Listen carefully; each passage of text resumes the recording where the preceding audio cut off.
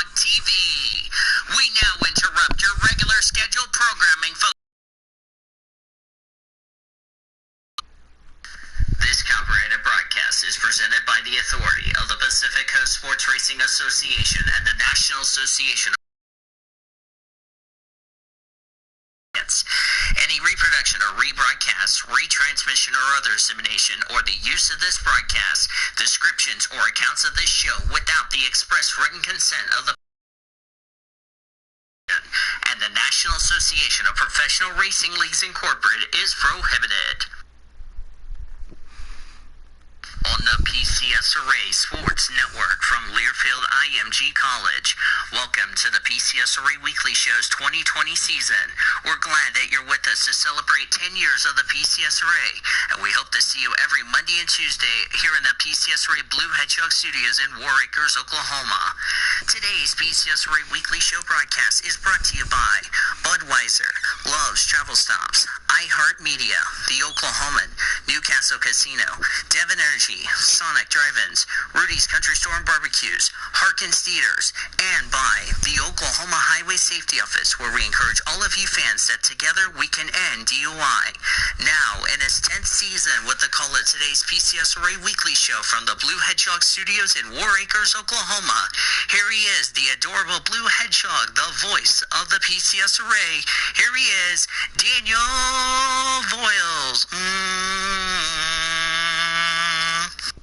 And hello and good afternoon and welcome to the PCSRA Weekly Show, as the PCSRA Weekly Show is on the air here on the PCSRA Radio Network, the Blue Hedgehog TV, and on your mobile device with the PCSRA Radio Network. Daniel Voyles from our PCSRA studios, glad to have you guys with us as far as that is concerned. Producer and engineer are always here, ready to go. Looking forward to this PCSRA Weekly Show for the 2020, or the race 1 of the 2020 NASCAR season in the books. And, yeah. So, looking forward to that, as far as that is concerned. So,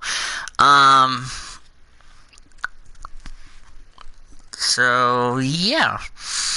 Before we begin the show, I want to make a couple of announcements before we get started.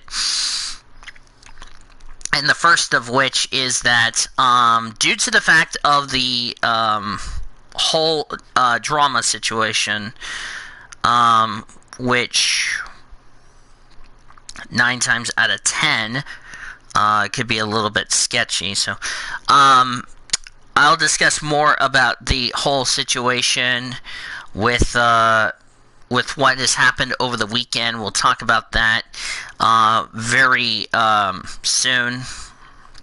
So, and yeah, so I mean, it's just not like, I mean, this weekend, I mean, we saw some good racing, but in the back of my mind, you know, that was really not what I'm going to discuss about. So, yeah. Hi, Mark. So, let me go ahead, and I might need to actually go deafen, so that way, everybody does not have to hear me. There we go. I want it out. Why you're not letting me out, I don't know. Anyway. Let's get to PCSRA Weekly Show. That's where I need to go. Okay. So, now that we... Oh, I forgot to ping everybody, tell them we're live. So... But, yeah. So, couple of announcements. First one, my laptop is going to be here, Thursday or Friday of this week, so there is a good chance that I might start recording PCSRA stuff and have it up all ready to go for probably next week. So that's something we're definitely looking forward to, and really been... I know it's been a long wait, but you know what? It's damn well worth the wait. So we'll take the wait as far as that is concerned, and should be really interesting. So that's the first thing. The second thing is, I find it odd that very little is being said. Yeah, but I mean, yeah, we're looking forward to that. So, yeah. Today's episode of the PCSRA Weekly Show, we're going to recap Mexico City and Daytona. We'll talk about the Ryan Newman situation. We'll take you through the breaking. Yeah, no news is good news, I guess. And our report also discussing about the LJ Toledo little issue. Then we'll get you through the top story news. We'll get to Taylor's songs. We were actually going to discuss the issue that happened last Friday. I've already gotten Orman and David's opinions. We'll get everybody else's opinions about that. And we're going to take you through some other stuff going around, and then we're going to look ahead to the first race of the V8 Supercars at Adelaide and the second race weekend for the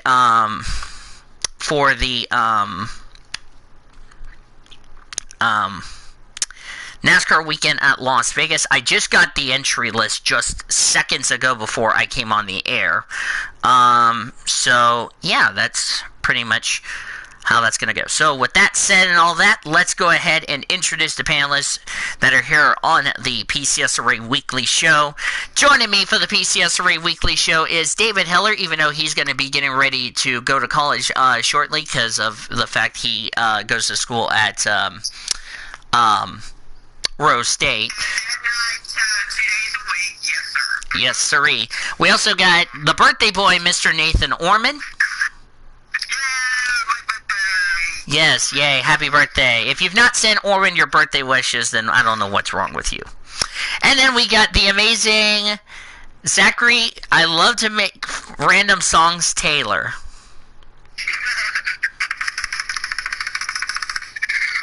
Okay, whoever's changing Taylor's name, I'm trying to leave it alone. Yeah, we'll do it after the show, but I need to have the name, so. Alright. So, actually, before we begin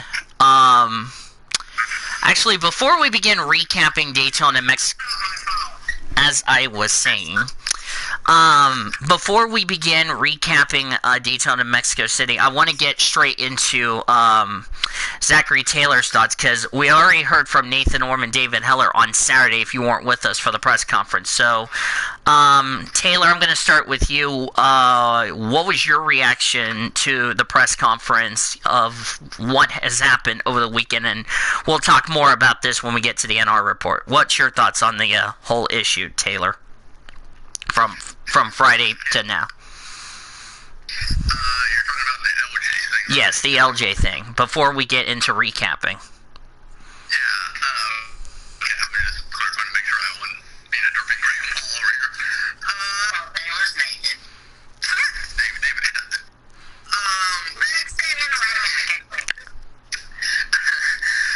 Well, I mean, obviously,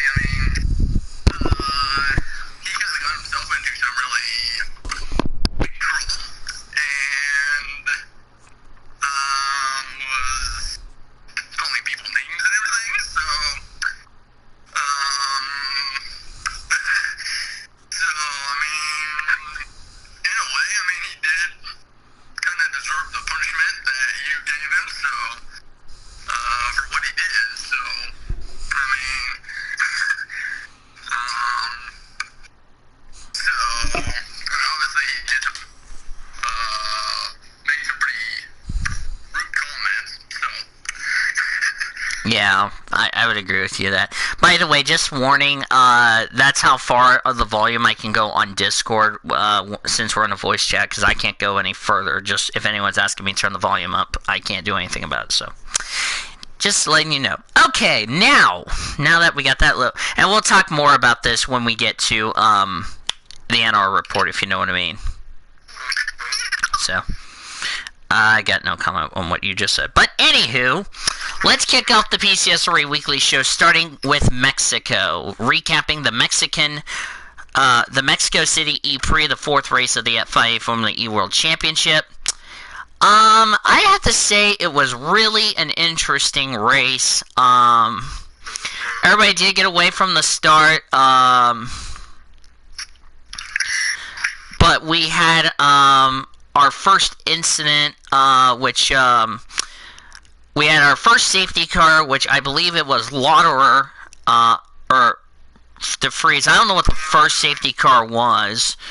Lauderer hit the wall on the exit of turn 3. I think that's what brought out the safety car. Of course, yeah. But, yeah. Then we had, then Sam Bird, of course, went off the track late in the race. As far as that is concerned, he really just had a grip, and it was supposed to be a good points day. It ended up turning to be a horrible points day instead. The other stuff, it was pretty exciting. We also had some penalties in the results. We'll get to that in just a few minutes. But at the end of the day, it was Mitch Evans who reigned supreme, and not only he wins the race, he also takes the points lead in the Drivers' Championship heading into their next race on the calendar. So the top 10 results for the Formula E race was as follow, and I will explain why the top 10 got shuffled up. Mitch Evans, of course, the win stands. Antonio Felix Acosta came second. Sebastian Buemi third. Jean-Eric Verne fourth. Alexander Sims fifth. Lucas Degrassi sixth. Oliver Rowland seventh. Eduardo Montero eighth. James Calado ninth. And Pascal Verline completed the top 10.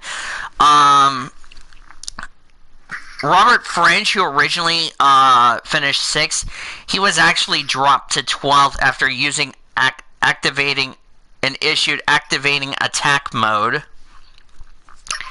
And D'Ambrosio had to serve a different stop-and-go ability for qualifying outside the top 4, which dropped him to 11th. So Taylor and Orman, what were your thoughts on Mexico City?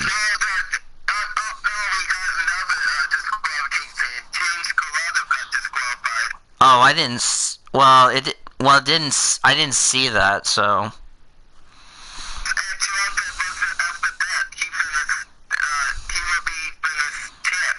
Yeah, but anyway, what were your thoughts on Mexico City, guys? I'll start with Taylor and Orman. Taylor, you go first.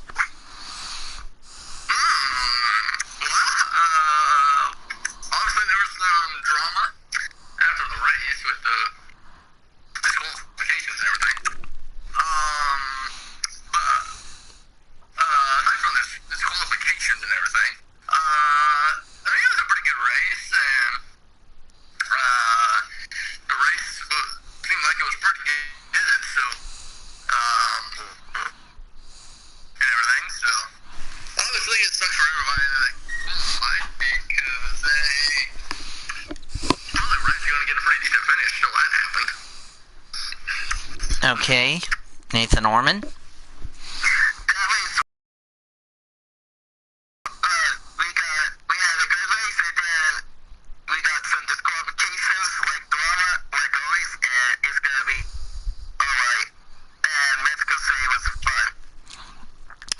Yeah, definitely it was a fun one.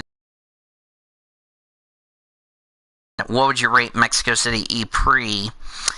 And before we begin that, I want to point out to motorsports.com, you derp, it's not Gearbox, it's Gearbox. Yeah, they spelled it G-E-R-B-O-X instead of G-E-A-R-B-O-X. So, what's Gearbox? I've never heard of Gearbox. I've heard of a Gearbox, but never a Gearbox.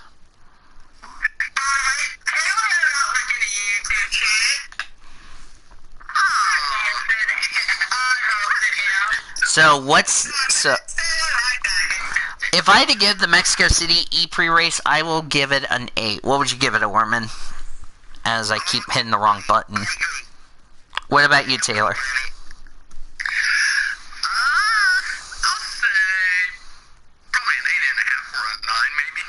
Oh, that's pretty good if you ask me. So, Alright. Then we head over to Daytona, beginning with... Wait a minute. Oh, let me move this up. Alright, then we head over to the Daytona National Speedway for the Gander Outdoor and RV Truck Series, even though some people don't like me call it the Gander RV and Outdoors NASCAR Truck Series. So we go to the Truck Series race at Daytona for the Next Era Energy Resources 250.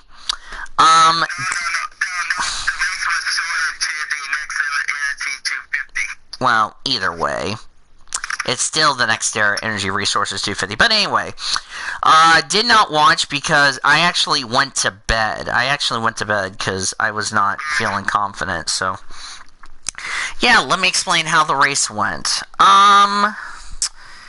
Yeah, we had a lot of drivers failed to qualify. So, first accident, there was an incident between the, Taylor changed his username to Rock and Roll 15. But you know what? I will accept that, Taylor. Tate Fogelman got turned, clipped Ty Majeski, who went upside down, and landed, and he remained on his roof, and it collected Austin Wayne Self, Tate Fogelman, as I mentioned, the 38, don't help me, I can find it, don't help me, Todd Gillen, the 40 of Ross Chastain, the 21 of Zane Smith, the 15 of, don't help me, I can find it, Tanner Gray, 30 of, don't help me, I can find it, if I can find, Brendan Poole, and the 23 of, don't help me, I can find it, not accepted, David. Anyway, now you're making me get off track here. The 23, which I don't know who was driving the 23. Since David's interrupting, Brett Moffitt. Since David likes to interrupt me. The race was red flag for 8 minutes, so they can flip Ty Majeski back over. And then it wasn't done from there. Stage 1 was won by Riley Herbst. Nothing really happened in stage 2. That was won by Grant Infinger. We had an incident that didn't bring in a caution, which was Cody Robar. I think he cut a tire down or something coming off turn 4. He spun out but saved it. Then the 26 of, don't help me, I can find it. Then Tyler Ankrum was involved in an incident with Johnny Sauter, Matt Crafton, Stuart Friesen, Ben Rhodes, Tanner Gray, the 51 of Riley Herbst, the 16 of Austin Hill, the 2 of Sheldon Creed, 38 of Todd Gillen, the 18 of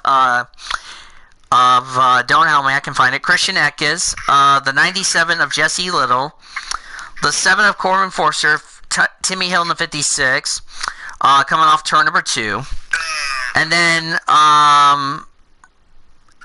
of course the race went into overtime. We had a very wild finish, and at the end of the day, Grant Infinger beat Jordan Anderson to the line. Anyway, beat Jordan Anderson to the line, very close, and Grant Infinger won the Next Era Energy 250 at Daytona, even though it should be Next Era Energy Resources 250, but I don't care. So the top 10 results for the Truck Series race are as follows. Grant Infinger the win. Jordan Anderson, that is his best career finish. He came home in 2nd. Cody Robar 3rd. Derek Krause 4th. Natalie Decker 5th. Her best finish as a lady, so that's nice. Austin Hill 6th. Johnny Sauter 7th. Ross Chastain 8th. Sheldon Creed 9th. And Jason White completes the top 10. Then we go to the Xfinity Series race at Daytona. I did watch it because I was not working, so I was kind of bored, so yeah. First lap, which shockingly did not bring out a caution for some reason. Cesar God damn it, I can't even say this fucking name right. Cesar Barrilia, or whatever the fuck his last name is, got loose coming off turn 4. Spun, looked like a tire went down. He didn't hit anything, but the yellow did not come out for some reason. Hey, NASCAR, are we trying to be NR 2003-listic? That's what they were. Then we had a debris caution on the back straightaway. The rest of stage 1, it was calm. It was won by Jeb Burton. Then our first actual incident was Michael Annett got so loose in turn 1. He spun out, collects Austin Hill, Joe Graff Jr., Riley Herbst was involved, and also the 93 of CJ McLaughlin, which unfortunately the 08 and the 61 were done for the day. Then Riley Herbst gets involved in another incident with Chris Cockrum, the 92 of Josh Williams, the 21 of Myatt Snyder, who started on the pole, and the 20 of don't help me, I can find it, of Harrison Burton. That's who it was. Hold on, let me check who's in the chat. NASCAR Dale 8, how are you doing? Hi, Elisha. Hi, Great Lakes. Yeah, we got a flood of people coming in to join us, but thank you all for joining us anyway. Then Justin Allgaier, the 99 of Josh Balicki, and the 51 Jeremy Clements were involved in an incident. By the way, the debris caution was Jeremy Clements' hood that blew off. Probably one of the most craziest things I've ever seen in my entire life. Then the big one happens. Wait, what?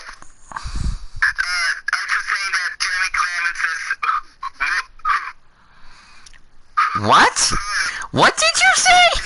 What did you say, Orman? Did you say roof as in I blew up the roof? Is that what you just said? I think that's what he just said. No, I was trying to say was Jeremy Clements' hood blew up. It sounded like you said Jeremy Clements' roof blew up, and I'm like, what? No, Oh my god. Anywho, let's get back on task here. Then the big one happened, which involved Jeff Burton, Austin Cindric, Ryan Sieg, Caesar, whatever his last name is. Noah Gregson surprisingly made it through. Michael Annett, the 02 of Brett Moffitt, the 51 Jeremy Clements, the 07 of Ray Black Jr., the 52 of J.J. Yaley, the 4 of, don't help me, I can find it, Jesse Little, 68 of Brandon Brown, and the 6 of David Starr, which brought out a massive red flag. Then Michael Annett was in an incident with Brandon Brown, the 36 of Alex LeBay, the 6 of, don't help me, I can find it, David Starr and Jesse Little, which ended the race because the leaders have already taken the white flag, and when it was all said and done, Noah Gregson got his first career NASCAR Xfinity Series win at Daytona. Okay, whoever's changing it to Naked Alice Taylor, please stop, because I want it. I'm trying to leave it alone so I can ask Taylor a question. So the top 10 results for the Xfinity Series race is as follows. Noah Gragson, the winner. Harrison Burton, second.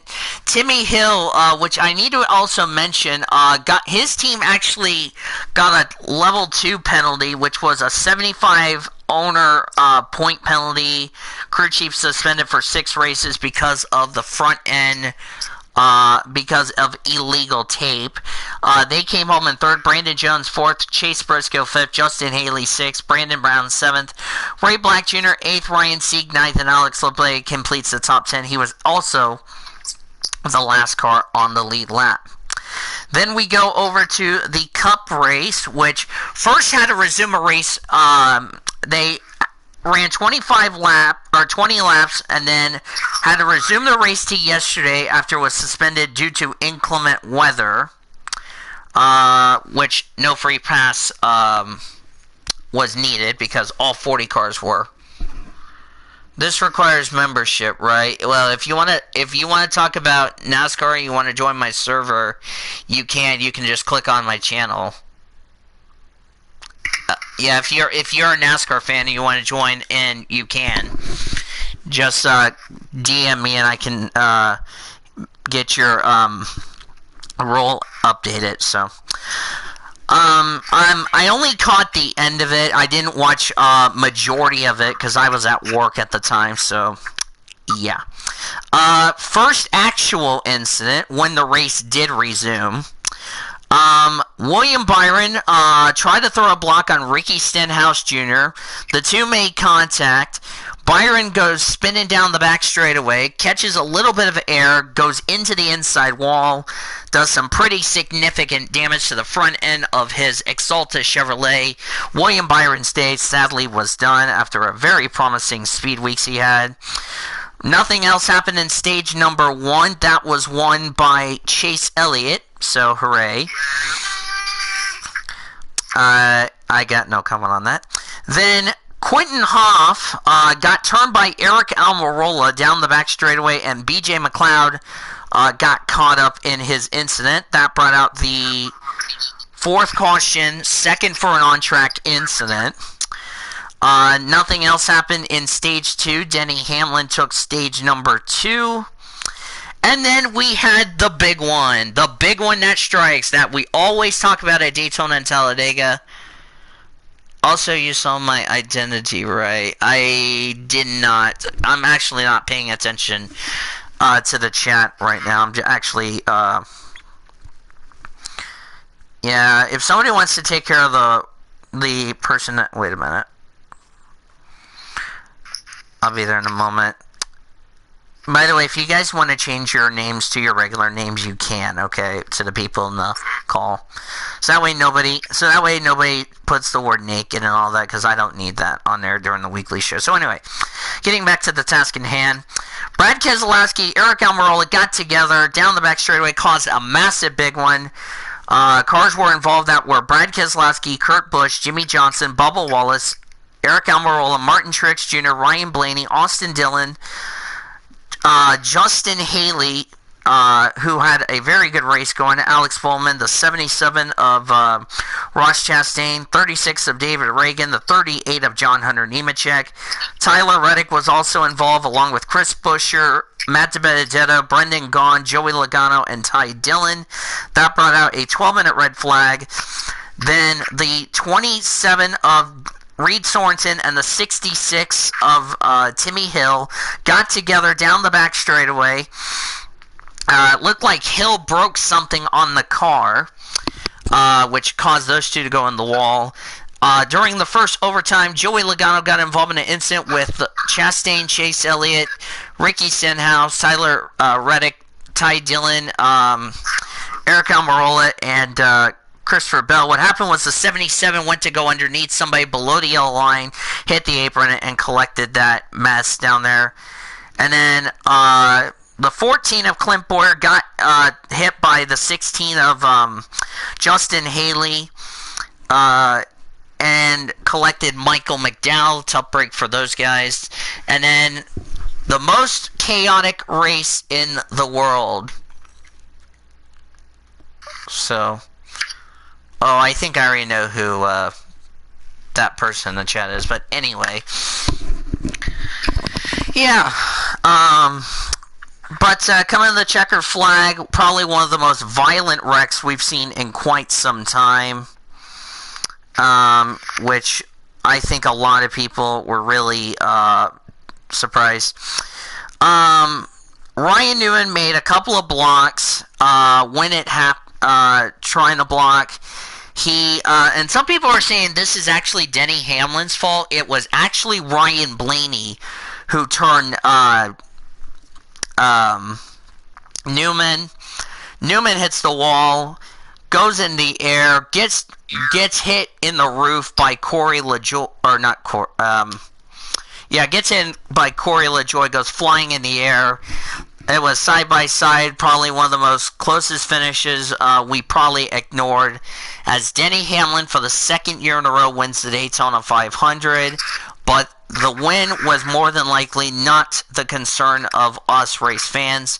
It was the concern of Ryan Newman as he slid across the line on his roof. as well. So the top 10 results for the Cup Series race were as follows.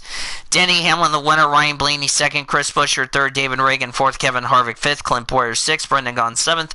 Corey LaJoie, eighth. Ryan Newman finished ninth. And Kyle Larson completes the top 10. So now I turn over to the panelists, and I ask this great question, and that is, what were your thoughts on Daytona? Taylor, I'm going to start with you.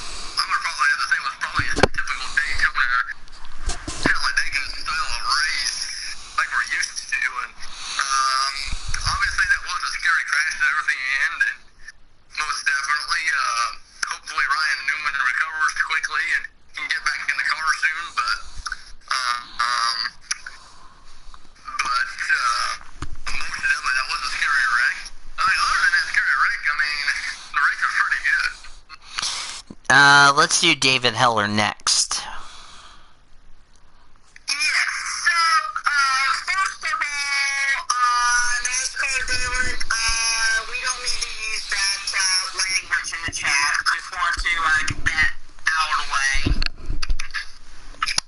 Yeah, while you're discussing about that, real quickly, just to let everybody know before YouTube decides to do something stupid, I'm going to update the description, and a little disclaimer, I'm going to have my my correct what's the word I'm looking for here?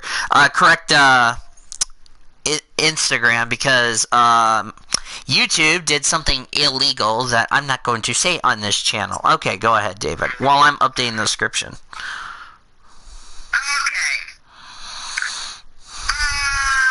To answer NASCAR Dalek's question, that was Denny Hamlin that won, as was already discussed. Thank you, Mark. So, getting back to this, first off, my initial reactions to that was, at first it felt eerie to me.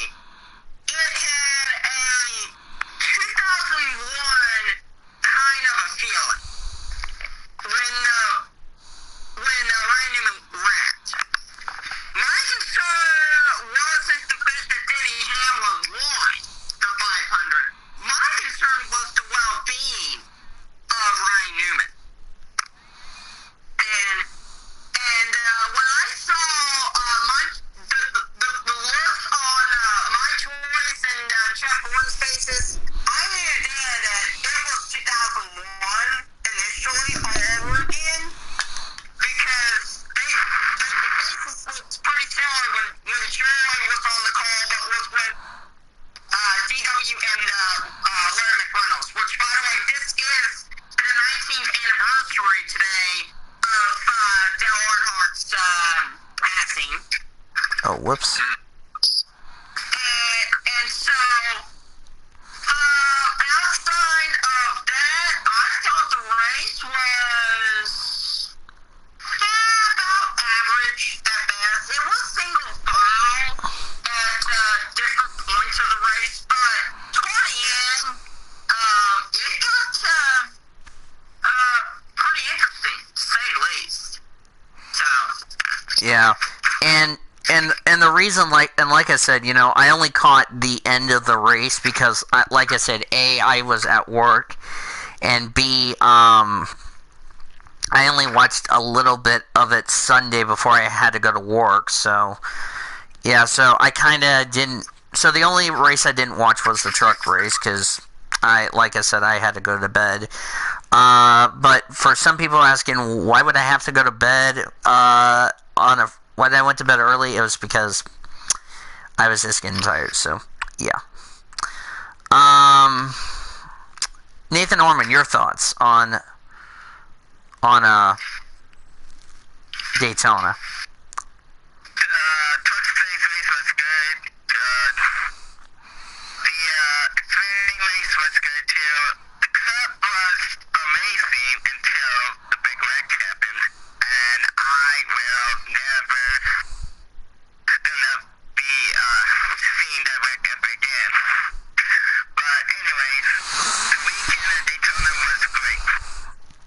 Yeah, I mean, it was kind of like one of those races that, I'll just say this, you know, the Truck Series, I think, gentlemen's agreement, let's be honest, Jordan Anderson this would have been one of the greatest upsets if Jordan Anderson would have won, if you know what I mean. So, I mean, let's get that right. I mean, Jordan Anderson did a great job. That's why he earned Driver of the Day from my deal. The Xfinity race, I felt like Noah Gragson did a... Hi, Cody. As I was saying, I'll get to Cody's thoughts in a minute. The Xfinity race, I mean, I gotta give... Anyway, I have to say I'm very proud of Noah Gragson because, you know, he stayed out of trouble. You know, he was very calm about, you know, racing, and I'm very happy he got his first career win at a restrictor plate, if you know what I mean. So, which I think a lot of people were very surprised on that. And then, of course, the 500, I only watched only towards the end because, like I said, I had to work. But what I saw was, like, you know, aggressiveness. And like I said, some people were blaming Denny Hamlin turn Ryan Newman when actually it was actually Ryan Blaney who spawned Newman. But, you know, to be honest, I really think they're going to have to do something at Talladega to slow the cars down, because something tells me one of two things is going to happen. Either a NASCAR driver is going to get killed, or one of the fans in the grandstands is going to get killed. And I'm not trying to be biased here, and I'm not saying, and I don't want people on here saying, well, you're kind of making a stupidish remark. No, I'm being serious. You know, it's really important. So I don't mind you, Elijah, doing that. I don't mind. I really don't mind. But, yeah. I mean, but like I said, you know, I really think it's, I think it's going to be really, it's going to be interesting if they can change the package, so. So, Cody, what was your thoughts on Daytona? Even though I understand, yes, you didn't watch much of Daytona because of A, of college, and B, trying to do homework and all that stuff. So for the Daytona weekend, I was able to watch Truck's race. So,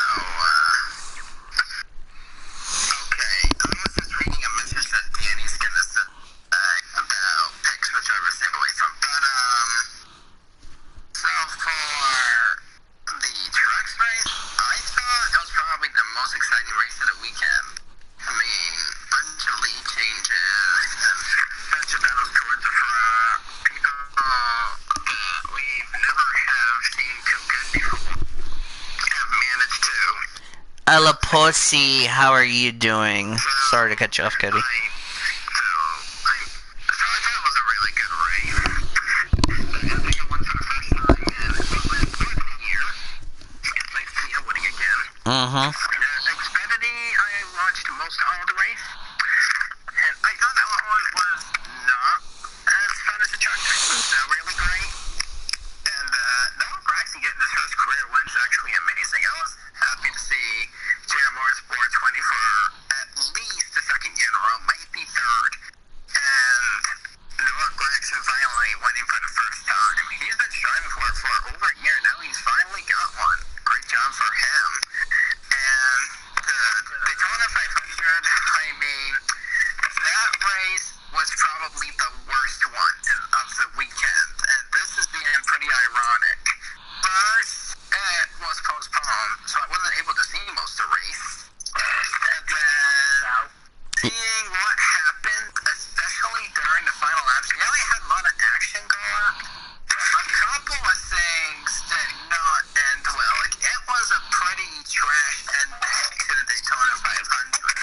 Nice motivational build. I'm pretty sure you're going to ask a couple of questions about post the Daytona 500. So I'm just going to go on and just talk about the ending.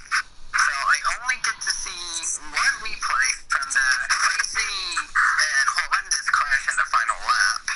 There. Like, I'm glad Newman's okay, and I'm sure we're going to ask about that later as well. And the winner, oh, come on, NASCAR. Why do you have to end the race under yo? God. We like it when NASCAR ends under green. It's a great track. You can put it under green and after time. Well, But NASCAR doesn't listen. So, I hate the endings where they end under yellow at Daytona or Talladega. That's always the worst. And that's what happens. The worst happened. So, not a very good ending for the Daytona 500. We didn't get to see a first-time winner, which is also terrible. Because look who could have won for the first time. So, I mean, at least make Hewlett fail post-race inspection. But George Gibbs Racing paid, you know who, NASCAR, to say, hey, let's have Hewlett automatically pass post-race inspection. Oh my gosh. There. Eric Jones win, Coach Smith and Denny Hamlin to win. Prove me wrong. well, you brought up the point that, you know, that the Cup cars, they just actually did let them race back to the line, whereas the Xfinity Series drivers, you know, the race ended caution. So, I mean, you know, here's what I think: had they thrown a yellow for the Chase Elliott incident, none of this would have really happened. But instead, you know, they want to do what was right for the fans and all that. Because remember, once you take the white flag, next flag ends it. It don't matter if it's yellow or anything like that. You race back no matter what. Yes, Great Lakes? By the way, Great Lakes were in my server, if you're wondering. So, which reminds me, I need to send Cody something in his DM. So that way he's got a copy. Wait, did I send you the... No, I did not. Okay, I need to send this to Orman. I'll send this to Taylor. Hint, it's the entry list for Vegas, if you're wondering. So. Actually, I already got them. I saved them all. Well, I just gave you an extra copy just in case you lose them. So. What? An update on Ryan Newman's condition. This was a statement that just came in about an hour ago, before we went on the air. It says, Ryan Newman remains under the care of doctors at Halifax Medical Center, Daytona. He is awake and is speaking with family. Oh, that's fantastic news to hear. Family have expressed their appreciation for his concern and heartfelt messages from across the country. They are grateful for the unwavering support of the NASCAR community and beyond, end quote. That is very good news to hear that, if you know what I mean. Yeah.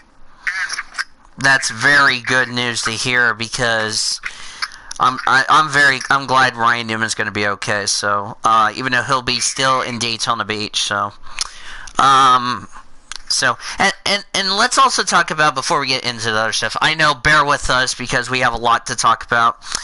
You know, it's not the first time Ryan Newman's flipped in the Daytona 500. Let's get that right. You know, we saw it happen last night. We saw it happen in 2003, which brings us our question. Do you think NASCAR should change something with this package at both Daytona and Talladega to avoid something like this happening down the line? I'm going to start with Taylor, and then we'll do Orman, and then Cody, and then David.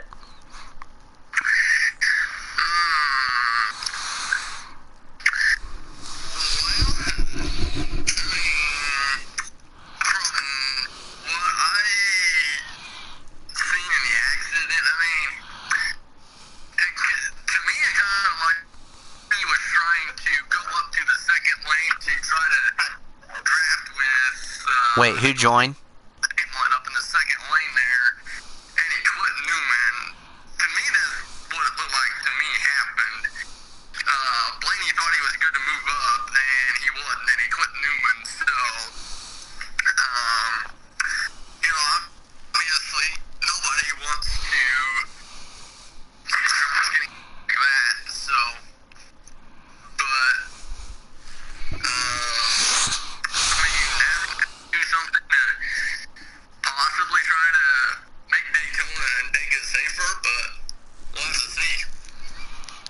Alright. Let's do... Who did I say? I said Taylor, then... Okay, Orman, what about you? I'm gonna say NASCAR would do some pretty significant changes next time at Talladega. I think NASCAR should slow the cars down. And if that happens, then it'll be safer. Exactly, I would agree. Cody?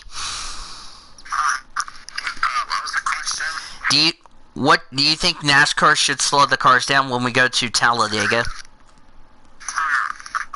mean, it depends on impact and it depends on other things that have occurred. I mean, they'll need to take a look at the cars again, and they'll certainly need to research the Generation 7 cars and make sure that they're safer upon greater impact when they're going at these speeds. So, I don't know if going down to 190 miles per hour is a good idea, because it will just make the race longer and make it more boring and all of that. So, the best way to do it is maybe before the spring Talladega race, try to bring in some safer barriers, or at least safer walls to the outside of the racetrack. So then we don't risk any crazy injury like that again at a plate track. Well, they do have all the safer barriers around the entire track, so it's not like they didn't leave that part out. Above the regular law. I mean, above the regular pit law and stuff, that's where you need to actually, like, focus on building more safety in. Like, it's like that. Alright, David? Here's the thing for me. I am for safety of the cars.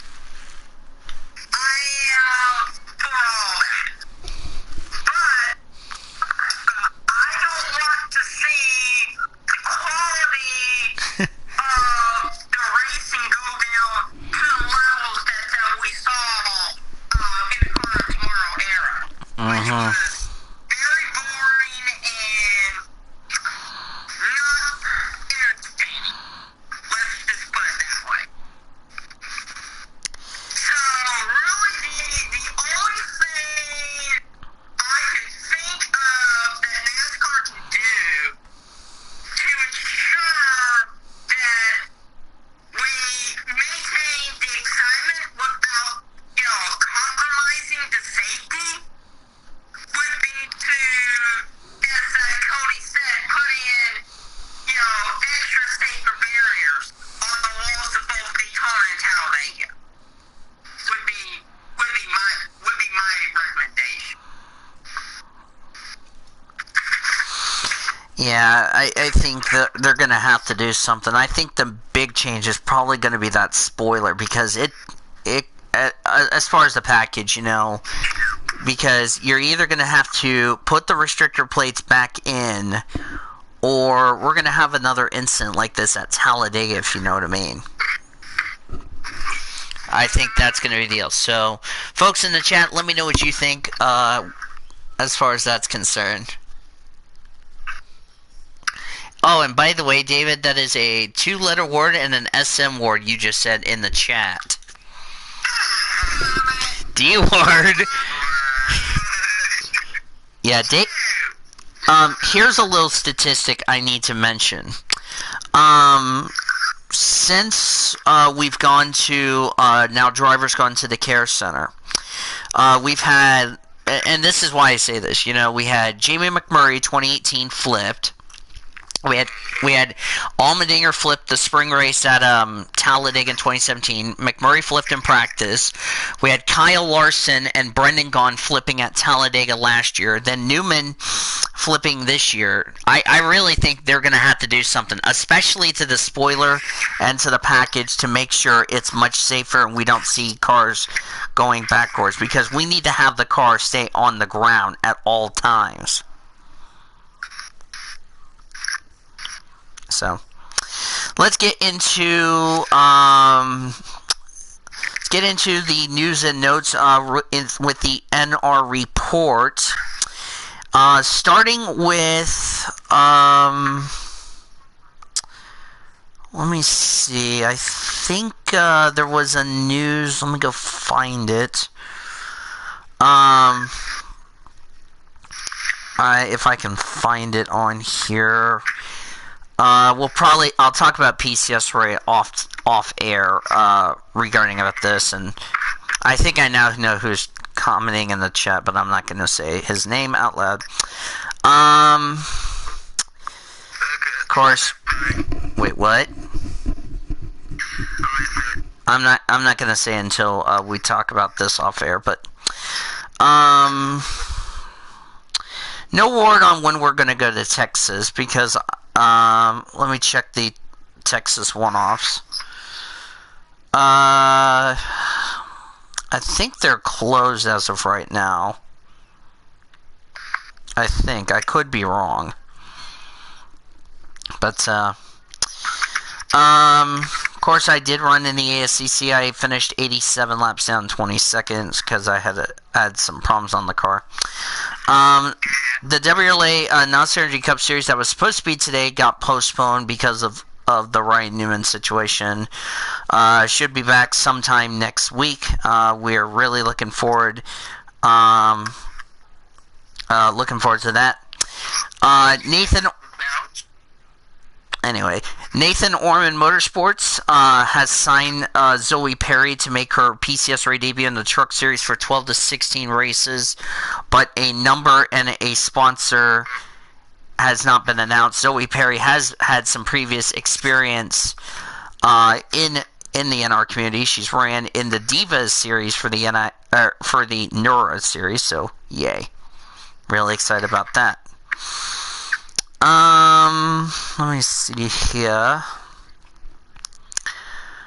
Desiree Voyles will be driving the number 64 Twix Cookies and Cream Chevrolet in the All-Star race for Voyles Enterprises, so that's good news there on that ordeal. Let's get into the top stories. Let's start off with talking about this little rumor that popped up. Nature Farm producers rumored to start their own NASCAR Cup team, which is the 93. What are your thoughts about that? Taylor, I'll start with you. By the way, nice profile picture, Taylor. Yes, I just changed it, by the way. Well, I mean, first we're going to have to wait to see if this is actually true or somebody's tooting a horn here, but... That's good, Taylor.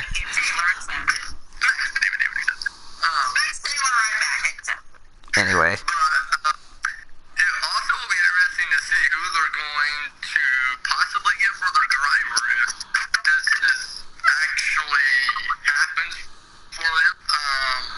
From what I saw, they're not going to start racing until Michigan in the summer, I think is what I saw. Yeah, it would debut at the first Michigan race.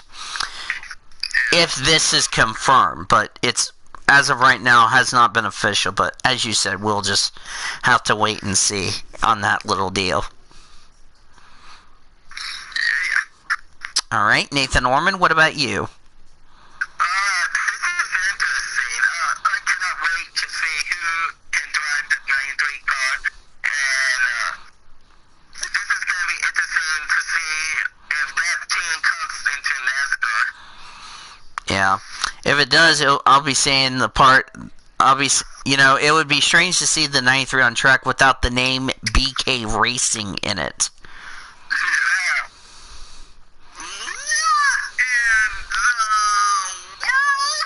What happened? Oh, Lord. 2-letter word, David.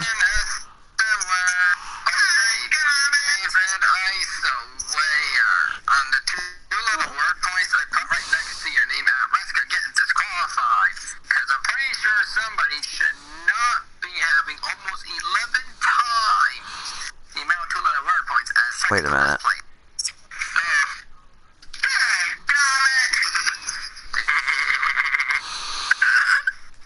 Oh, brother Bill. It's fine. It's fine. It's fine. I'm not worried about that. I'm not worried about that, okay? Okay. All I'm worried about is my show. Okay, anyway. What about you, David Hiller, on the 93 situation, getting back on task? Just a moment.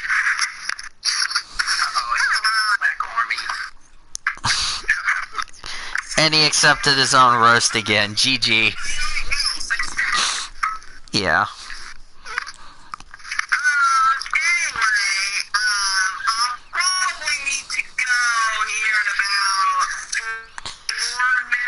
Yeah. It's 3:30, and my first class tonight is at 5:40. Not accepted, Cody. Anyway, so my thoughts, and I'll say this very briefly about the 93. I think it'll be interesting to watch. What takes place here, because obviously the last time we saw the 93 on track was obviously back with VK Rain. Yep. So. I'll be right back. Alright. Okay, wait, what? What'd you say, Cody? Nothing. I'm just using a item that I may as well show you in just a second if they give me the right to show. I think, yep, Discord, I'm gonna give you a dirt point, Discord, because when I saw the new member, it showed, the comment, so I think I'm gonna give Discord a dirt point. Because it didn't show the person that entered the server, so just pointing that out, so. Anywho, getting back to the task in hand, we'll get to the, getting back on the task in hand is actually my line. Adam Stern reported that Fox Sports was pacing towards a multi-year high for the Daytona 500 rating Sunday before the postponement, with a peak viewership of 11.193 million people, an encouragement sign for NASCAR this season. An average of 78,846 people streamed race digitally, up 48% from last year. That's very interesting, if you ask me. Alright, let me check something real quick here in the WT. Oh, race 19's up. I'll check that out in a second. Do what? WTSS. Yeah, the series I'm still in. We've actually showed you the F1 cars that just came out. The most recent cars that just came out, I think yesterday. I'm going to put it in the F1 chat, is Williams and Racing Points' cars. What? So what do you guys think about these paint schemes by Williams and Racing Point?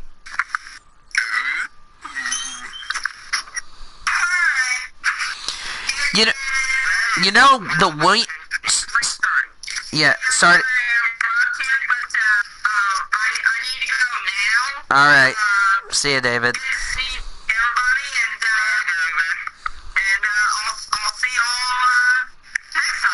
Yeah, see you later, dude. Okay, I was going to mention about the Williams car. It reminds me of the red, white, and blue British car scheme, if you know what I mean. Yay, new teams. I already did warn all off leagues to use safety and the drivers. Okay. Warn all. Okay, sweet. So, yeah, so, let me see. I think that's all of the teams, if I'm correct. Renault, Alfa Romeo. I think Alfa Romeo's been one of my favorite schemes so far. McLaren's okay. Red Bull's kind of like the same. Ferrari, it's like a bright red, like a darker red than last year's car. Mercedes is almost has a little bit of red, which that's kind of surprising.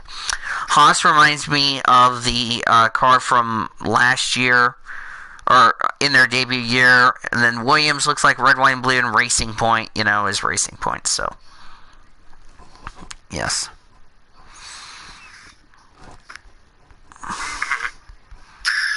Yeah, I blame Discord again, so, yeah. I think that's all of the schemes, as far as that's concerned. Real quickly, just a little sideline note I need to pass along to all of you. The X League, which is the Ladies Football League, will be starting at 7 o'clock on April the 11th when the Seattle Thunder take on the Austin Sound at, I think it's at, where is that? I think it's in Seattle, or no, it's in Austin, which is at the HEB Center in Cedar Park. So it'll be 7 o'clock on X League. You can follow them on YouTube.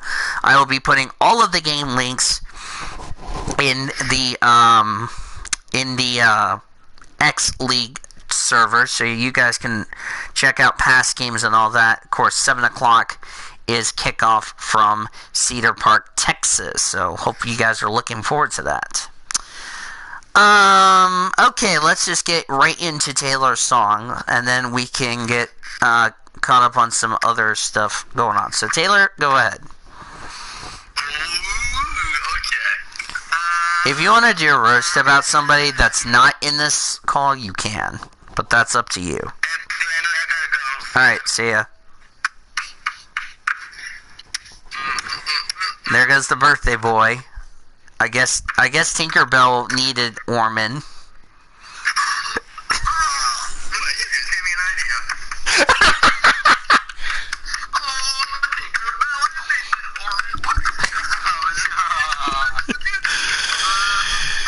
Oh man.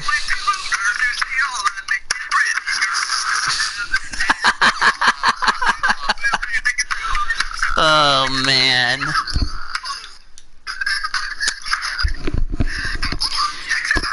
Oh, I gotta get...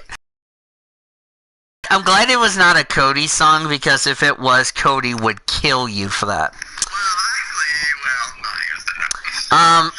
One little note on supercars. We have the... one little note on the supercars. The 34 is an all-star team, if you didn't hear. It'll be Zane Goddard that will be racing at Adelaide, and then Jake, Kostecki will be at Albert Park for the Australian Grand Prix during the F1 weekend. So they'll be rotating each other, and then we don't know who'll be racing in the final round of the championship as far as that weekend is concerned. So I just want to let you know before we get into the entry list, because we already know the rest of the drivers. So, all right, with that all said and done, are you guys looking forward to Las Vegas and Adelaide? Let's get right into previewing those two races. First time we've done a recap for NASCAR. So we go from Daytona International Speedway, which is of course, the world center of racing, to our first mile and a half. Wait a minute. If you want to leave the conference video in your server, okay, that's fine. I don't mind at Great Lakes. But anyway, so we go from Daytona, of course, the World Center of Racing, to Las Vegas for our first mile and a half of the season, and the quote, hashtag NASCAR goes west. What do you guys think we're going to see at Las Vegas Motor Speedway with this package? Do you think it's going to be spread out like what we saw last year, or do you think that it's going to be a lot closer racing versus last year?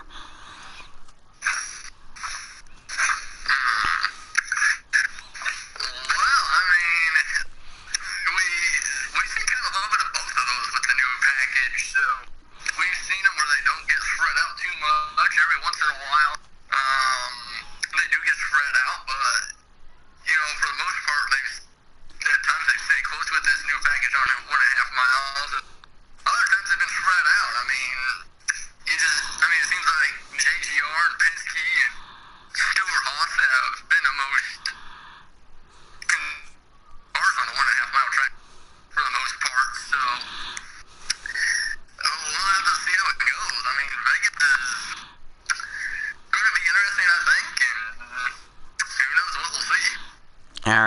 Cody. What about you? Basically same as Taylor on this one.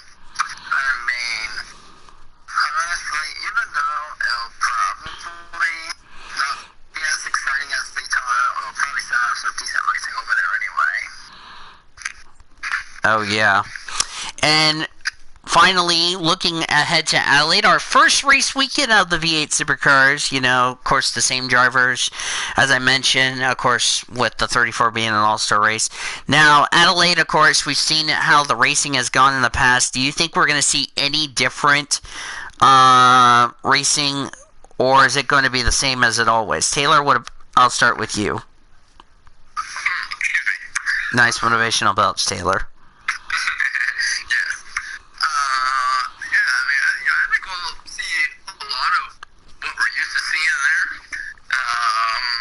with some good racing happening and some good competitiveness, and so it's gonna be interesting to see if Scotty Mac dominates again like he, for the most part, did last year or so, or if some teams can step up and be more competitive, and who knows what we'll see. And one more thing I will say really quick is better not rewind the stream. Oh, no! What did Taylor say? He said don't rewind the stream. Because if you rewind the stream, you're going to say, Taylor, says Cody. Looks like you're gonna have to smack Taylor. Taylor's up. Nice. Oh, brother. Alright. It's going to be a very exciting weekend, so.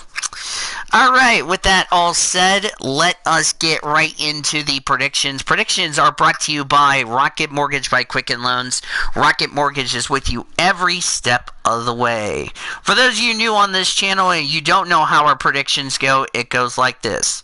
We give you a driver we think is going to win the race. We give you a driver we think is going to be the one to stay away from. And we give you a driver that you think is going to be the dark horse. We're back to 1 point apiece. Yes, 1 point apiece as far as the predictions go. Let's get right into the standings, starting with the global standings. And also, I need to make one little note before... okay, thank you, Orman. I will get those picks taken care of. I actually need to fix the standings because Orman derped. Mr. I did not give Q-Man his 20 points. Or 25 points, to be more specific. Well, you get my point. Nice start, Taylor. Well, Danny just started. It was 25 points. Yeah, but Ormond, cruckers. Hey. Hi, I'm Nike, says Cody. Smack you, Danny. You could smack a lobster if you want to. Okay, smacks Danny the lobster, Danny. Oh, Joyland. So anyway, I'm just going to put this in the general chat and then I'll fix it later. So, for the, starting with the global standings, I am tied with Cody Goforth for the points lead with 9 points in the bank. Cody, Orman, and Greg are tied for third at 7 points, and poor Zachary Taylor, he's dead last with 5. But Taylor, I know, can take the points lead back. It is still anybody's game. For the NASCAR standings, going into Las Vegas, Cody Smart took the points lead away from Greg Rutz after Daytona, and also Cody got himself a bonus point doing so. So Cody only is up by 5 points on Greg Rutz, who is second at 165 points. Nathan Orman is third with 150 points. LJ Toledo is fourth with 140. Zachary Taylor is fifth with 120 points, 20 points back of LJ. I'm currently in sixth place with 115 points. Kyle Langland is seventh with 110 points. Quentin Moore is eighth with 75 points. Great Lakes is ninth with 50 points. David Heller completes the top 10 with 40 points. And Cody Goforth has yet to score some points, but he has already made predictions, so that's the good thing. All right. First one, okay, do you guys need the entry list for... Oh, wait. Let me see if... Let me give you the driver's list. I think this would be better if I can find it. Wait. For the supercars? Yes, for the supercars. Wait a minute, where is it? Okay, it's just one driver for this event. Yeah, it's one driver. Real quickly, what's your thoughts about Holden's future in supercars being very much in doubt? Something I will something we'll touch up, then we'll get to predictions.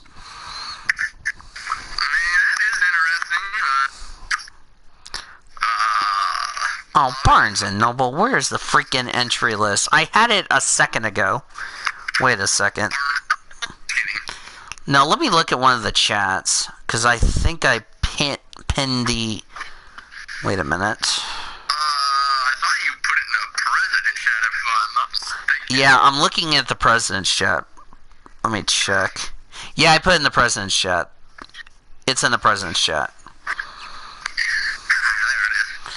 So, if you need it in DM, I'll just send it to you in a DM. So, all right. Okay, where did I do with my? Where did my oh, there's my glasses. I was like, where did my glasses go? I think it was right before. Yep, there it is. I found it. I'll just go ahead and put it in the supercars deal and pin it. So in case you guys need the entry list, it's in that chat. So I'll go ahead and do it right now. Pin, yes. Okay, there we go. Alright. First one for predictions. Mr. Zachary Taylor. Let me get back to the prediction deal, if I can go back. Alright, Zachary Taylor. Now remember, it's 2 races, not 1. So, Taylor, go ahead, if you're ready. This is for Adelaide, because we're doing Adelaide first, and then we'll do Las Vegas. For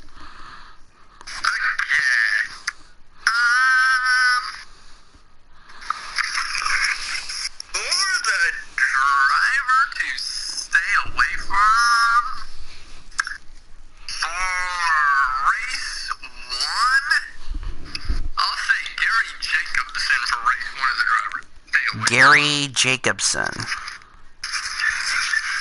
Let me make sure I'm going to spell these right, because I'm not confident in my ability of spelling. If you know what I mean, Taylor. Trust me, been there, done that, got the t-shirt. What else is new?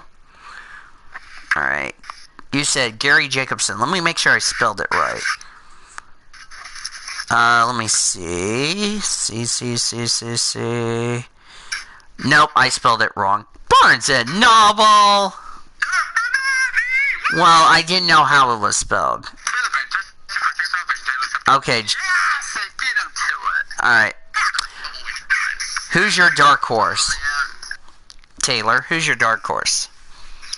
My dark horse for race 1. I'm gonna say Bryce Fullwood is my dark horse. Bryce Fullwood. You're fine on finishing up your press conference. Great Lakes. Driver to win.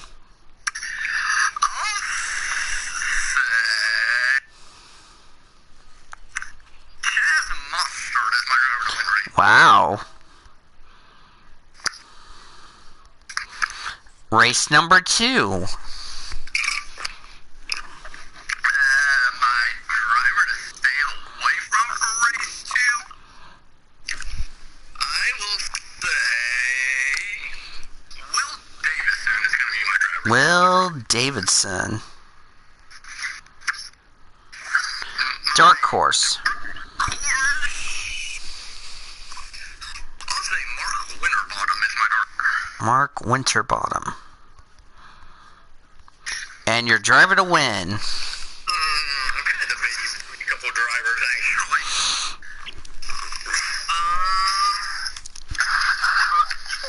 You better not.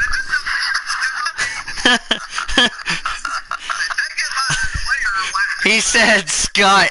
Okay, this is what he said. He said Taylor's driver to win is Scott Alice McLaughlin. I saw that one coming.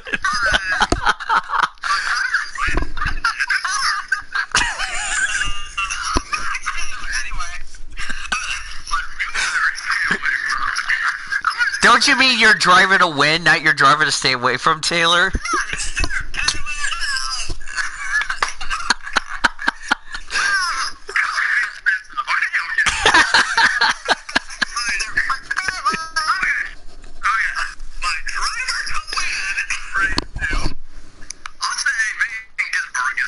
Shane Van Gisberg.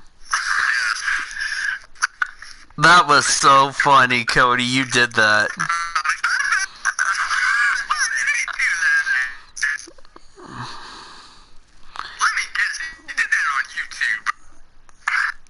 Yeah, he did. That part he said was on YouTube, so just so you know.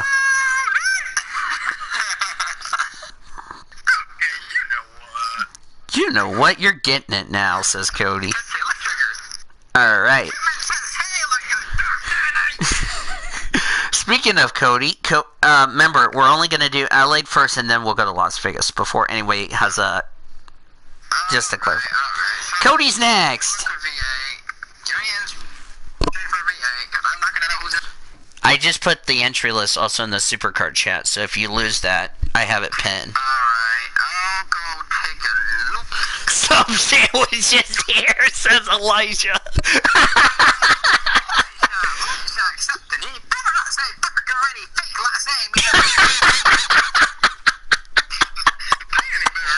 Smacks Taylor, Taylor accept it.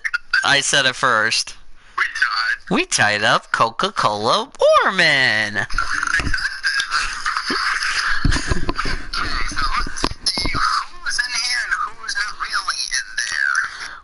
Well, you already know some of these. Do what? I guess it's not that other guy anymore, maybe. Alright. So Well, he might have moved rides. get these guys. Yeah, there's no women, so that's good. The driver who I believe is going to be the one that wins the first race. I don't think Scotty Mack is going to start off his championship defense with a win. Ooh. The person who I think is going to win at least race number 1 is going to be... I'm going to have to agree on Taylor on this one, say Chaz Mostert. Yeah. You said it right. The drivers to stay away from... I'm taking a look at this list. There's a whole bunch of new people in here. Yikes. Yikes is definitely the key name. Guys, I'm certainly going to end up underestimating one of them. I'm going to be like, hey, you got to stay away from me. What in Hippoland? Barnes and Nobles, Taylor. Nobles? No, Jimmy, Nobles, DNA. I said Barnes and Noble. I heard Nobles, but okay. I guess the driver that I'm going to have to pick to be the one to stay away from, let's say the first name that says on this freaking list, Bryce Fullwood. Bryce Fullwood is driver to stay away from. Okay. Where his car is going to smack into a wall that's full of wood. And he'll be full of wood. Yes, he will. Okay, so my third course, I'm gonna go with the guy who was won a couple cups last season, Jamie Whitcup. I don't think that's a big surprise, because Wincup always runs well. Alright, to race 2. Race 2 is where Scotty Mack gets it done. Scott McLaughlin. The driver who I'm gonna pick to stay away from, usually I pick the same guy, but not today. The person I'm gonna pick this time is gonna be, who on earth is driving the 7? Barnes and Nobles. Barnes and Noble, if you did not say the word who, you would have gotten a one on blah blah. Andre Himgartner's driving the 7. Yeah, driver to stay away from. Smacks Taylor. Taylor, accept it. Okay, so going to my dark horse, I'm gonna pick Jimmy Winkup again. Alright. Barnes and Noble almost messed up. Okay, so let me tell you what Cody Goforth was thinking. For race 1, driver to win, Scott McLaughlin. Driver to stay away from, Rick Kelly. And dark horse, Jamie Wincup. Race 2, he said SVG, Shane Van Gisberg as driver to win.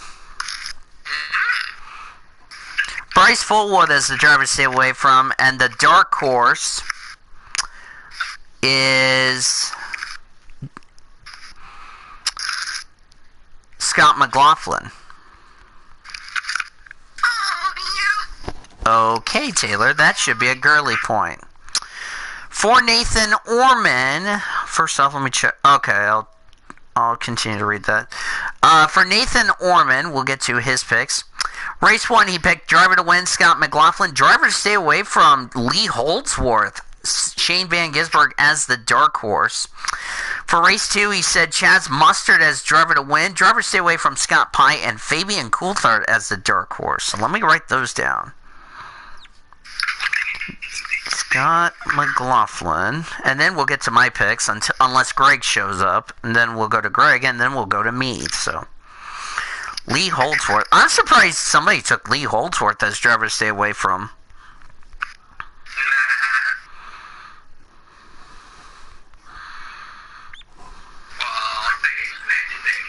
Oh, for goodness sake, keyboard. I'm about to smack this keyboard. Not naked and not with Barbie. Not accept it. Who did he say was dark horse? He said SVG, Chaz Mustard. Okay.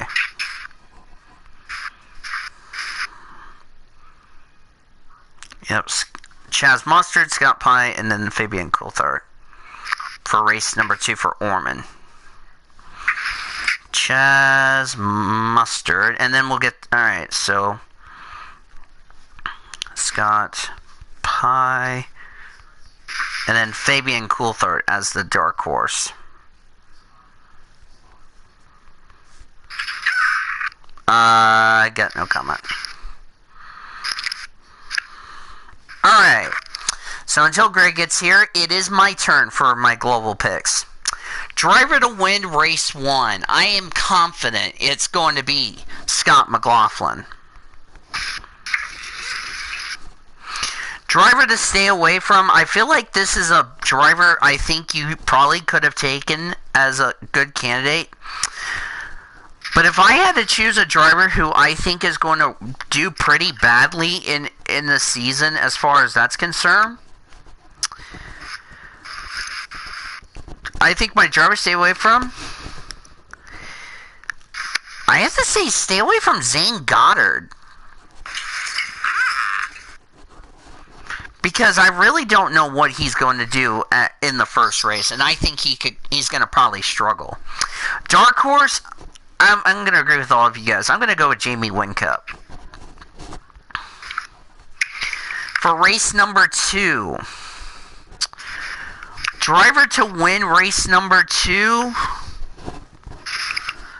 I'm going to go with Shane Van Gisberg as driver to win.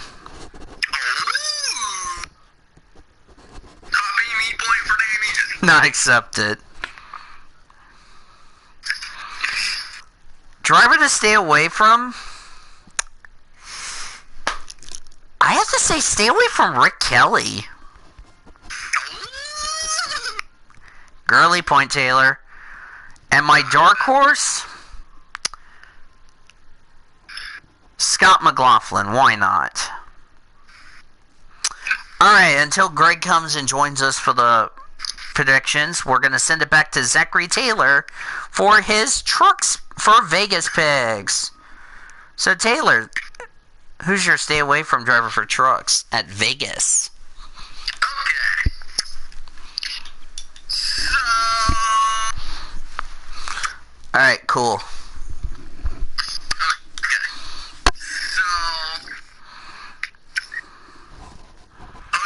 I actually did a little something interesting here. So I saved the entry list, and I took and highlighted the drivers I'm going to pick. Oh, brother. Stupid phone. Good, you get to smack your phone fully clothed, not with Alice Taylor. You know what? That is accepted. Take me back over to where the truck is, you chirping phone. Okay. So the driver I'm going to take to stay away from... I'm going to say stay away from Matt Crafton. Wow. Who's your dark horse, brother? And for my dark horse, I'm going to say Corbin Forrester is my Oh, wow. Well, just wait till you get to my drive. About to get Cody, I think you're going to be shocked about this. Oh, boy. Who is it? I'm going to pull up Danny Boyles. You should have picked him. Oh, no. I'm going to say you should have picked him. Tyler Ingram is my driver. Whoa. Okay, I'm just going to say this, Taylor. I don't know about you, but you are one crazy weekly show and pit stop show member. No offense, Elijah. Seriously, I think Taylor's going to be the craziest when he does predictions when I watch the pit stop show on Thursday. Which, by the way, go subscribe to Elijah's channel, The Leonard Station, just to point that out. Alright, Xfinity, who's your driver stay away from, Taylor? Making crazy predictions, that's what I do. Okay. I'm going to say for Xfinity, Brett Moffitt is my driver. Stay away from. Wow. Dark horse. I'm going to pull up another interesting pick here. Oh, boy. Alex LeBay is my dark horse. Wow. Talk about Taylor was having peanuts fully clothed and not with Alice. That is accepted. Okay. My driver to win, I'm going to take a risk. This driver, did he get his first career win last year? And I think it might have been on a mile and a half, but I'm not particularly sure. But I'm going to say the 19 of Brandon Jones is my driver to win the Xfinity race. Wow. And now the cup. What in the planet? What in biscuit world are you doing over there? Cody, are you trying to be a goober? Cody, are you trying to be a goober again? No, I think you're trying to make me garp again like you did in the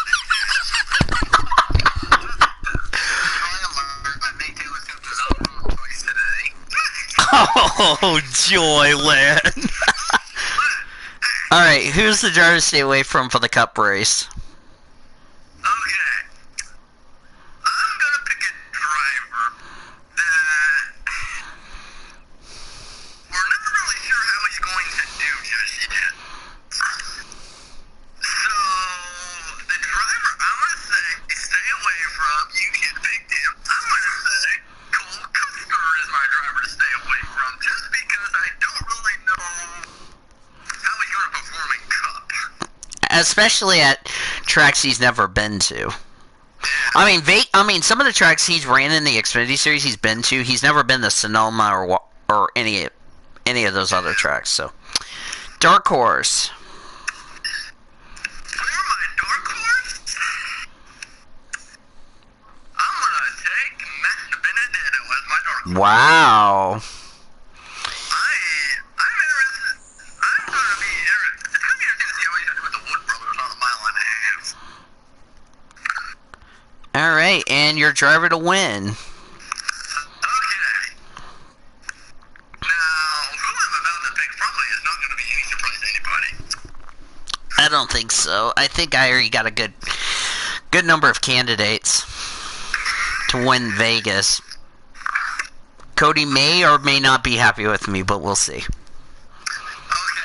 so for my driver to win for Cup, I'm not going to take a really big risk like I did for Trucks and Xfinity. I think I'm going to take the Vegas boy, a.k.a. the 18 M&M's Camry at Kyle Busch to win.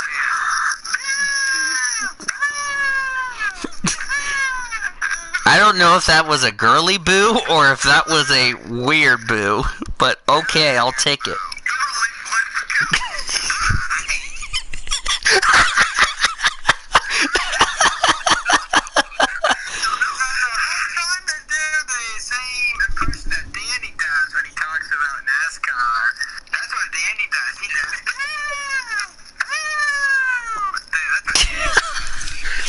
No, NASCAR has also announced that every time a Toyota does not win, they will boo the fans. Just kidding.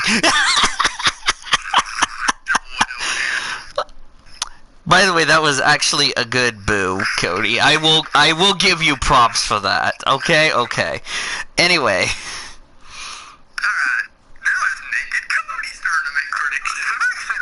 Alright, give me 1 second. I gotta give a thumbs up for Elijah. Okay. Alright, Mr. Cody, who's your picks? Did you get the entry list? I'll be taking a look at it right now. Okay, so... Well, at least I'm glad I got you the entry list before we came on air. That's what they should do. So, looking at the entry list, you gotta take a look at the speedways. It looks like It's a dirt for... Nice dirt.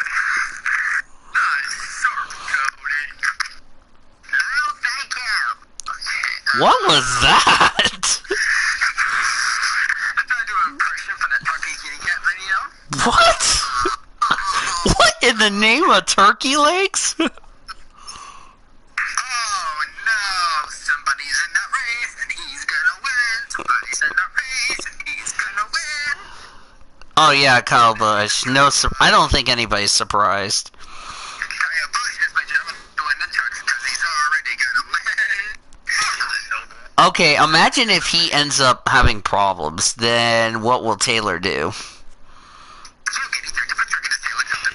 And not really, because it's just a truck race and he's not running for a championship and the truck is dark. he does have a good point, Cody. Alright, so driver to stay away from? Oh boy, which driver should I pick as a driver to stay away from? And it's difficult ones, if you know what I mean. I was ready to pick the 0-2. Well, 0-2 will count if you want to pick him. Alright, there's him. Who else is possibly there? Justin Haley. Spencer Davis. It says Spencer Davis Motorsports, but in the past he's run well. Yeah, while Cody's thinking, I'm actually putting Orman's picks in, so. I'm probably, I don't know who I'm gonna pick. I'm gonna pick between Spencer Davis and Tate Fulgaman.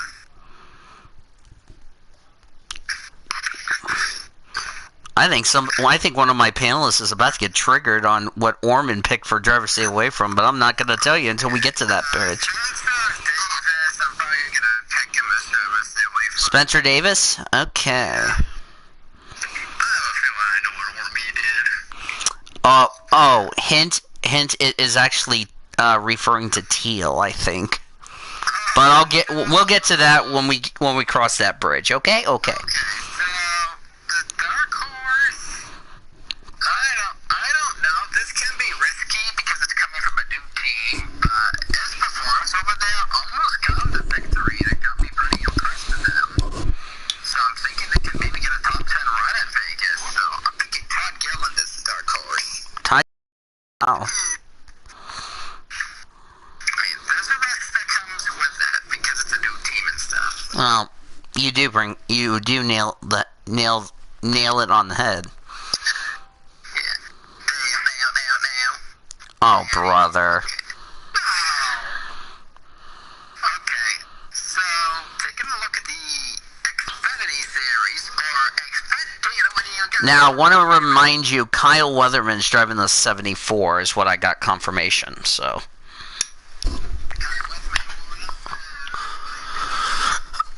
Alright.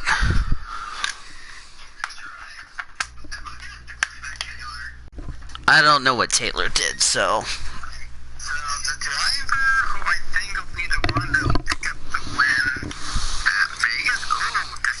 Decisions. Big decisions, my friends.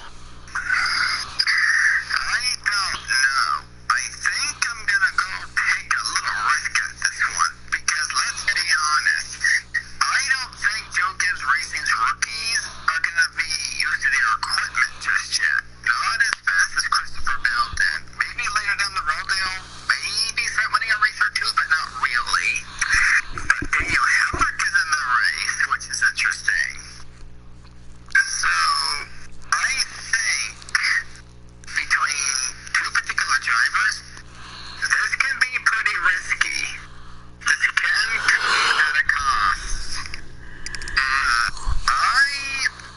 If he keeps up the momentum that he came out of last season, he can become a serious championship contender. But then, look, he got Ross Chastain in here, Justin Allgaier. Yeah, well, it's going to be a risk because it'll be his first time in the particular race car this season.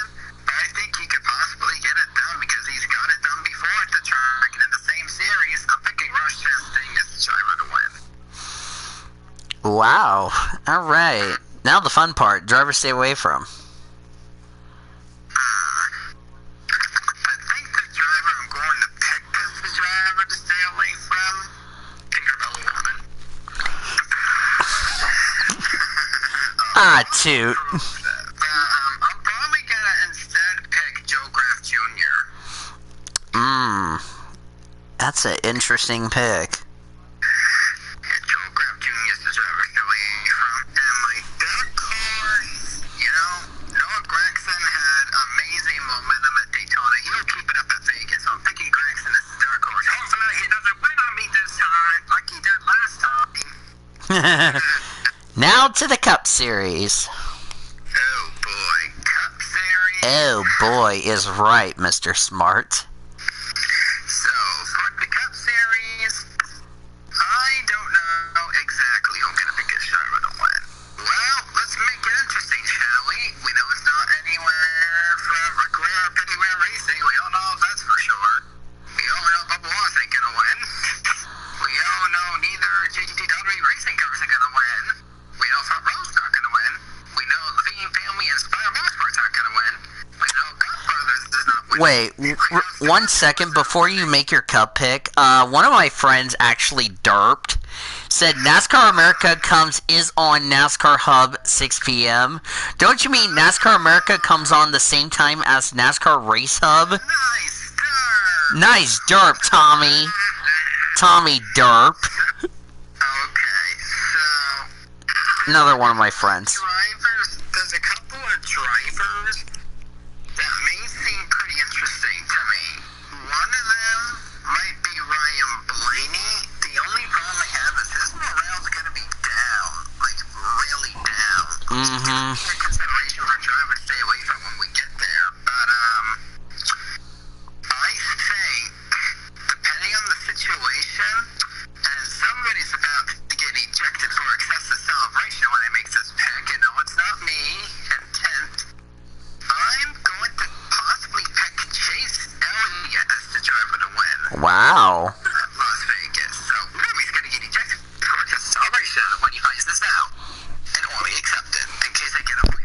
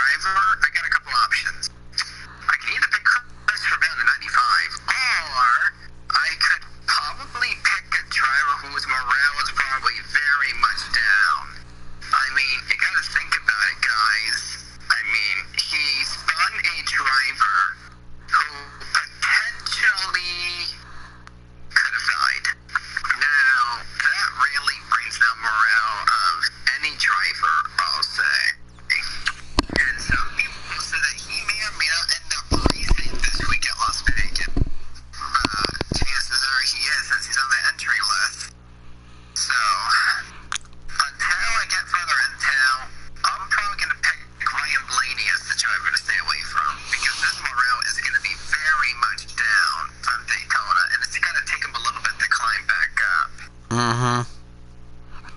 So, I'm most likely going to pick Blaney as the driver to stay away from, even though finishing runner-up at Daytona.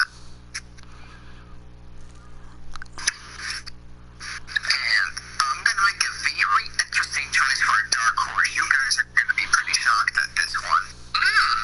So, I'm actually curious of who's driving the 6.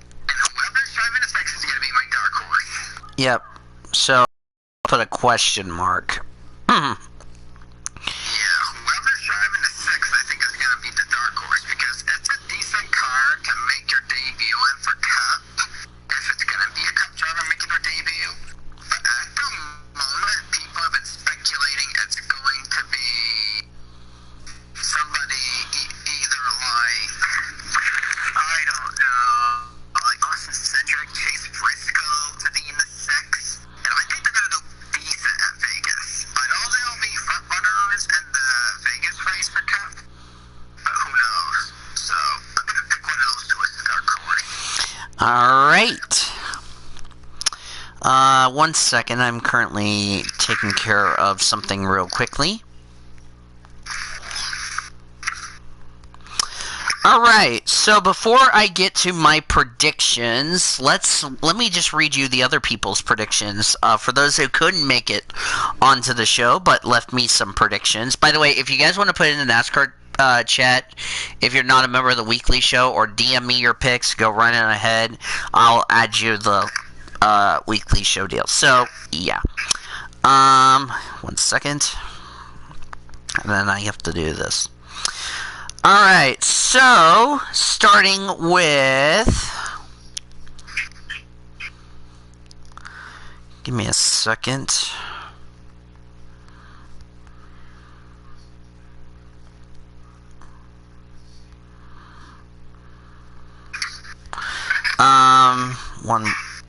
One second. Okay, now let's do this.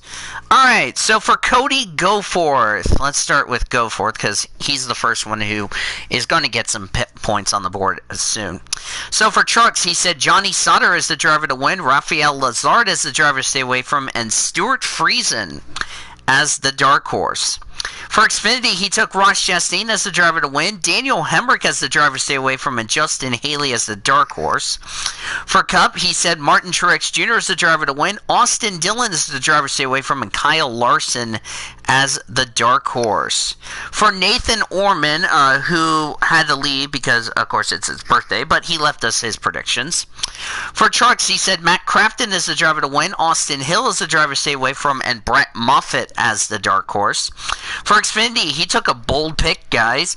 Daniel Hemrick is driver to win, driver stay away from Riley Herbst, and dark horse Justin Haley.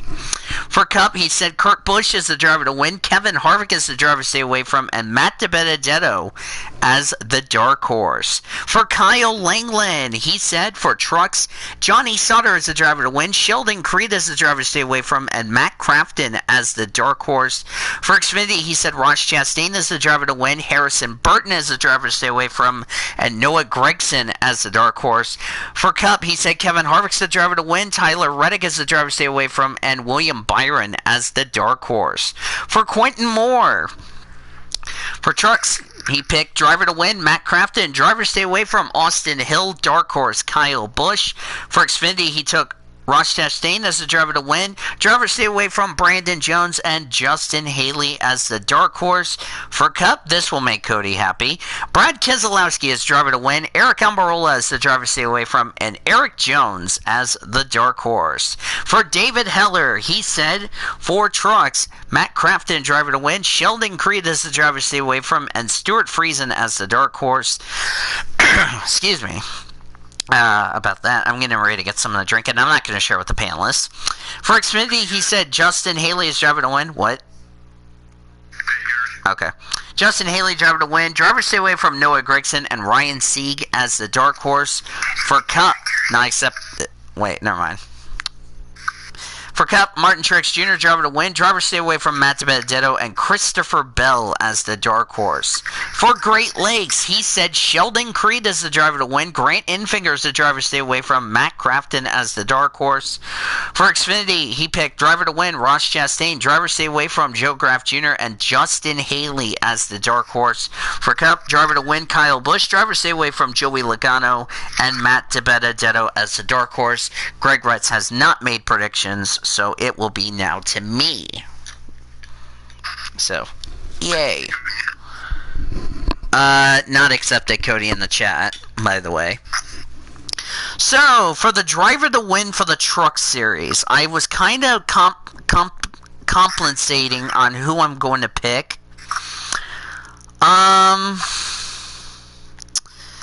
You know what? I'm gonna say Kyle Busch is the driver to win, just because I'm gonna steal the part of Travis getting every truck pick right with Kyle Busch.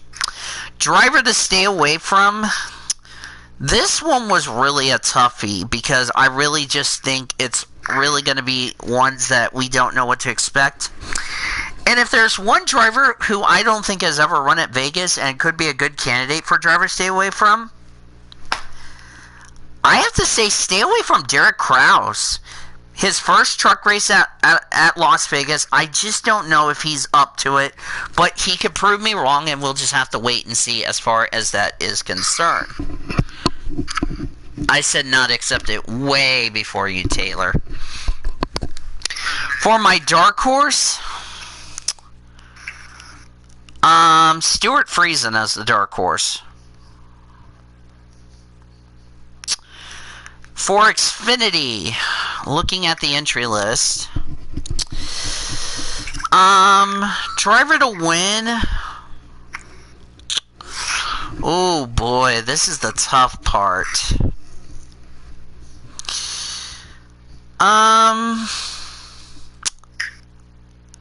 You know what? I'm gonna say Ross Chastain as the driver to win.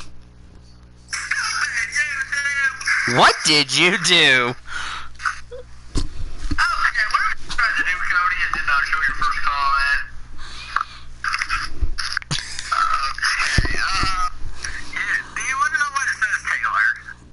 Oh boy, I want to hear this. That said, Taylor thinking on the weekly show.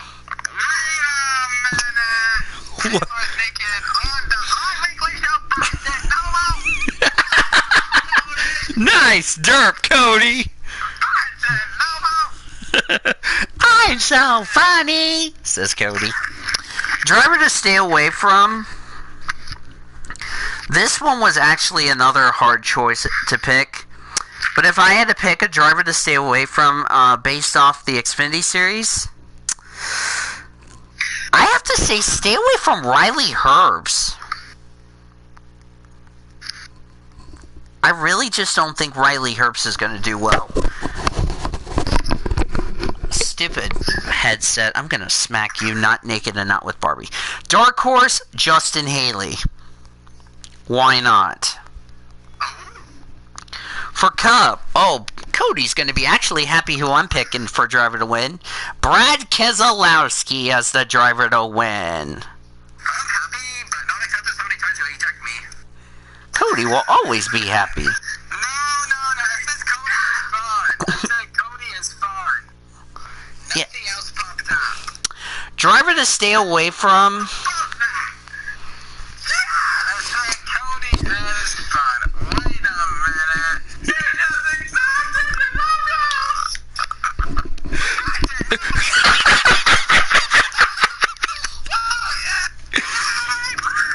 Hey, Taylor. Here's the best part. Taylor. Here's the best part. I got that on my live stream. Would you like to hear my driver stay away from? To be fair, I'm not going to pick any of your favorite drivers. But I feel like I'm going to actually take either. I had a couple of choices for driver stay away from. But if there is one driver who I really think is not going to do well at Las Vegas based off his based off his stats, and I just don't know if he's going to do well. I'm going to say stay away. I'm going to say stay away from Austin Dillon. I just don't think Austin Dillon does well at Las Vegas, to be honest with you. All right, Taylor, you know what? You're getting it now. My dark horse?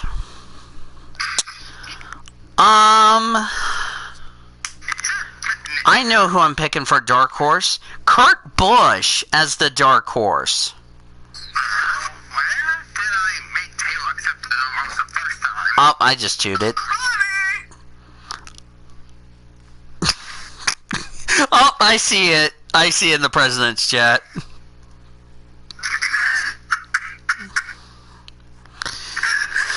Oh my god, that's a great way to... Bless you, dear. Alright. Anyway. Alright, guys, would you like to do your final thoughts?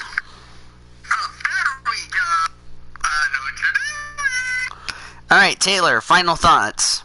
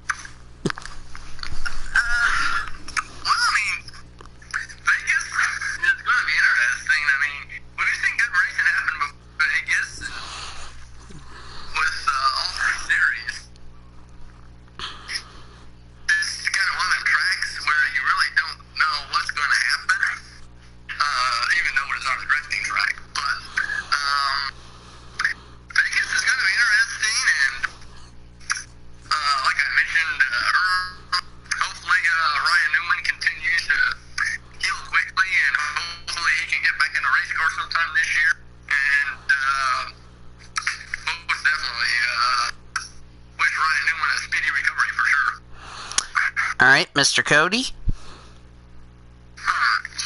my final thoughts about it. I mean, hopefully he'll recover quickly. He'll be back in the car as soon as he possibly can, even though that means he'll probably be out for the majority of the season. But still, hopefully he makes a nice and speedy recovery from what's happened at Daytona. And I think Las Vegas is going to be pretty as well. I mean, probably not be as fun as Daytona, but still, they'll probably have some fun events over there. And something else I want to mention. Funny, Taylor! Even though I told you twice, and I also did something to you earlier, so I get the prize. One little note from our producer. Denny Hamlin becomes the first driver to win back-to-back Daytona 500s on winning the Daytona 500 since Sterling Marlin did it in 1993 and 1994. Think about that. Isn't that a cool accomplishment? If you know what I mean. NASCAR decides to fix it for Toyota. Oh, brother. And also, it is also Toyota, you know, I mean, I really think it's time to see if the new Chevy noses do well on the 1.5 miles. I really think it's going to be something we're going to keep an eye on as far as that is concerned. So we're definitely looking forward to that. Alright, I will be back in a call later, but for now I'm going to go ahead and wrap up the show. And that is going to do it. So here is my final thoughts presented by Courtyard by Marriott. In racing, we always have to say the sentence, we always love the joy of racing, the joy of cars, the joy of everything, and the joy of what we love to do every Friday, Saturday, or Sunday in some cases. But the wreck we saw last night is a prime good example of what could have been a very disaster if this was the first death since we've gone to the Gen 6 car back in 2013.